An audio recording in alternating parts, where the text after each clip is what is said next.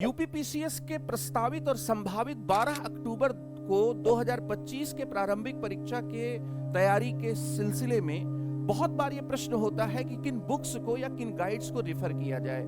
इतिहास में, प्राचीन इतिहास में आप एस.के. पांडे सर की बुक, और मिडिवल में आप किरण पब्लिकेशन, और मॉडर्न में जो आप आईएएस के लिए पढ़ते हैं या फिर किरण पब्लिकेशन या किसी भी गाइड की आप स्पेक्ट्रम गाइड या किसी भी गाइड की क्या है हेल्प ले सकते हैं।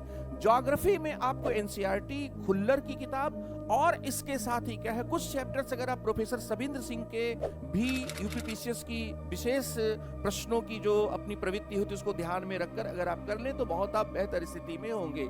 जहां तक पॉलिटी की बात है तो एनसीईआरटी के अलावा, बेयर एक्ट के अलावा अगर आपने लक्ष्मीकांत सर की किताब पढ़ी है तो यूपीपीसीएस के प्रारंभिक परीक्षा के लिए वह एक बहुत उपयोगी पुस्तक होगी।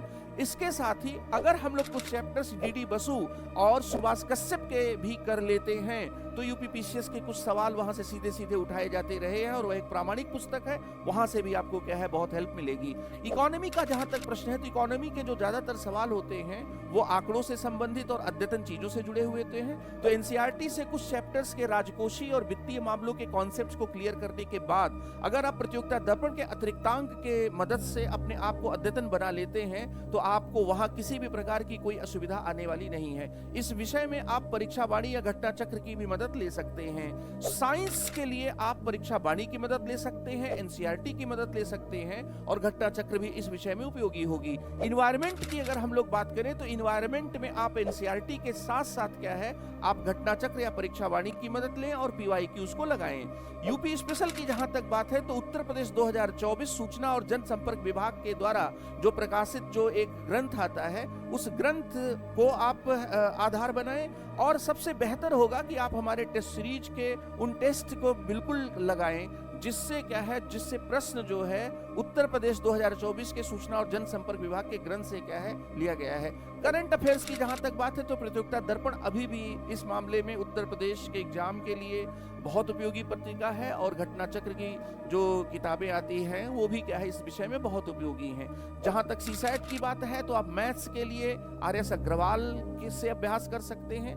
रीजनिंग पर भी आप प्रीवियस ईयर के क्वेश्चंस के साथ ही आप किसी भी स्टैंडर्ड बुक से अभ्यास कर सकते हैं।